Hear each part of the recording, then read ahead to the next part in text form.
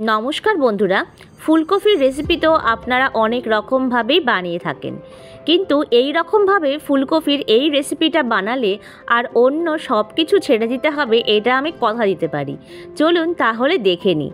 ফুলকপির এই রেসিপিটা বানানোর জন্য নিয়ে নিচ্ছি দুটো আলু ডুমো ডুমো করে কেটে, আর একটা ফুলকপিকে টুকরো করে কেটে নিয়েছি।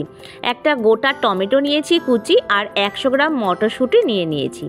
কড়াইতে সাদা তেল গরম করে তেলটাকে ভালো করে একটু নাড়িয়ে চাড়িয়ে কড়াইয়ের চারদিকে আমি দিয়ে দিচ্ছি।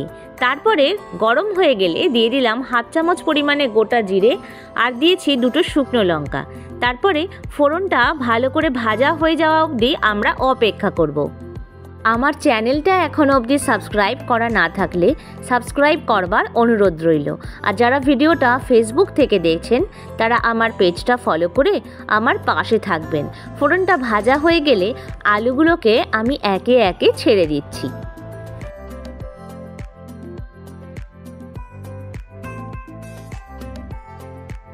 আলুটাকে আমি হালকা নাড়াচাড়া করে ভেজে নেব, যাতে আলুর গায়ের কালারটা চেঞ্জ না হয় সেই দিকে খেয়াল রাখবেন। আলুটা একটু নরম হয়ে গেলে এর মধ্যে ফুলকপিগুলোকে দিয়ে দিতে হবে। ভাজা হয়ে গেছে, তাই আমি ফুলকপিগুলোকে এবার দিয়ে দিচ্ছি। ফুলকপি দিয়েও বেশ সুন্দর করে নাড়িয়ে চাড়িয়ে আমরা নেব, যাতে আলু আর ফুলকপি সুন্দর করে ভাজা হয় সেই দিকে খেয়াল করবেন। চাইলে এই পর্যায়ে আপনারা ফুলকপিটাকে একটু ভাপিয়ে নিতে পারেন, কিন্তু শীতের ফুলকপি একটু নরমই হয়, তাই জন্য আমি কিন্তু ভাপাইনি। এবার ফুলকপি আর আলুটা একটু নরম হয়ে যাওয়া অবধি অপেক্ষা করতে হবে। আমার ভিডিওটা আপনারা কে কোথা থেকে দেখছেন কমেন্টে জানাবেন। আপনাদের ছোট্ট কমেন্টস আর লাইক আমাকে অনেক উৎসাহিত করে নতুন ভিডিও বানানোর জন্য। দিয়ে দিলাম হাফ চামচ পরিমাণে লবণ, আর দিচ্ছি হাফ চামচ পরিমাণে হলুদ। তারপরে ফুলকপি আর আলুটার সঙ্গে ভালো করে এটাকে মিশিয়ে নেব, যাতে ফুলকপি আর আলুর মধ্যে সুন্দর করে লবণ আর হলুদটা মিশে যায় সেই দিকে নজর রাখবেন।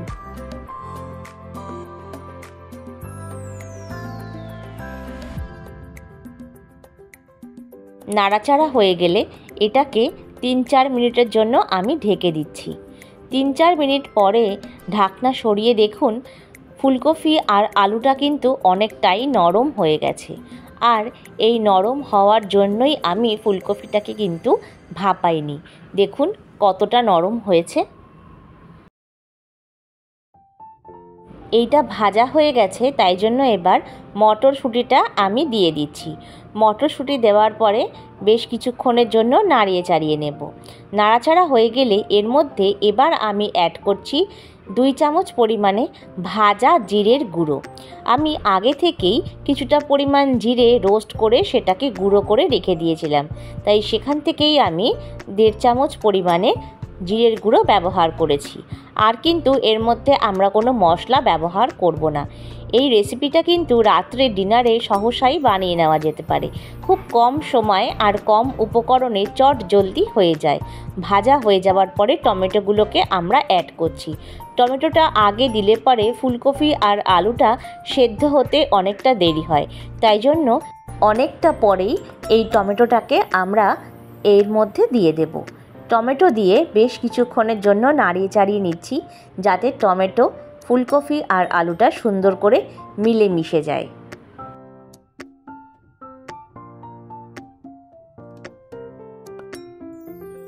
দেখুন বেশ সুন্দর করে কিন্তু ভাজা হয়ে গেছে। এবার কিছুটা পরিমাণ ধনেপাতা আমি এর মধ্যে দিয়ে দিচ্ছি।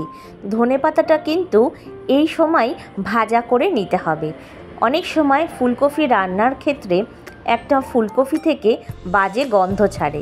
এই ধনেপাতাটা দিয়ে ভাজা করলে পরে ধনেপাতার যে নিজস্ব স্মেল থাকে সেটাই কিন্তু এই ফুলকপির একটা গন্ধ চলে যায়। এই জন্যই এই ধনেপাতাটা যদি তেলের সঙ্গে ফুলকপি আর আলুর সঙ্গে ভেজে দেওয়া যায় তাহলে কিন্তু গন্ধটা লাগে না, আর অসাধারণ টেস্ট হয়। দেখুন এখানে ভাজা হয়ে গেছে, তাই আমি 1 চামচ পরিমাণে চিনি ব্যবহার করলাম। তারপরে বেশ কিছুক্ষণের জন্য নাড়িয়ে চাড়িয়ে নেব, যাতে স্বাদটা বেশ সুন্দর ব্যালেন্স হয়।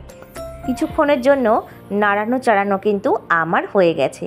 তাই যতটা পরিমাণ আপনারা গ্রেভি রাখতে চান সেই অনুপাতে জল দেবেন।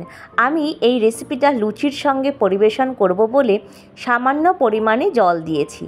তারপর এটাকে আমরা ঢেকে দেব প্রায় 5 থেকে 7 মিনিটের জন্য। দেখুন আমি কিন্তু ঢেকে দিলাম। দুটো লঙ্কা দিতে আমি ভুলে গিয়েছিলাম, তাই ঢাকনাটা সরিয়ে দুটো কাঁচা লঙ্কা দিয়ে দিয়েছি। দেখুন 7-10 মিনিট পরে বেশ সুন্দর ফুটে উঠেছে, তাই আমি এটাকে আবারও বেশ কিছুক্ষণের জন্য নাড়িয়ে চাড়িয়ে দিচ্ছি। আর দেখছি আলু ফুলকপিগুলো বেশ সুন্দর সেদ্ধ হয়েছে কিনা। দেখলাম সেদ্ধ হয়ে গেছে, তাই জন্য হাফ চামচেরও কম দিয়ে দিলাম সামান্য পরিমাণ গরম মশলা। আরও কিছুক্ষণের জন্য এবারও আমরা নাড়িয়ে চাড়িয়ে নেব, যাতে গরম মশলাটা পুরো সবজিতে সুন্দর করে মিশে যায়। খুব ভালো করে ফুটে উঠলে পরে আলু আর ফুলকপিটাকে ভেঙে দেখছি যে এটা সেদ্ধ হয়েছে নাকি। দেখলাম এটা ভালোই সেদ্ধ হয়ে গেছে, তাই আগে থেকে কুচনো ধনেপাতা উপর দিয়ে কিছুটা পরিমাণ আমি দিয়ে দিচ্ছি। ব্যাস নাড়িয়ে চাড়িয়ে নিলেই রেডি আমাদের রাতের ডিনারে বা সকালের ব্রেকফাস্টে এই ফুলকপি আলুর তরকারি। লুচি রুটি পরোটার সঙ্গে দুর্দান্ত লাগে। ভিডিওটা ভালো লাগলে লাইক শেয়ার কমেন্টস করবেন। আমার চ্যানেলের নতুন বন্ধুদের সাবস্ক্রাইব করবার অনুরোধ রইল। আর যারা ভিডিওটা ফেসবুক থেকে দেখছেন তারা আমার পেজটাতে ফলো করে আমার পাশে থাকবেন। প্রত্যেকে ভালো থাকবেন, সুস্থ থাকবেন, অনেক আনন্দে থাকবেন।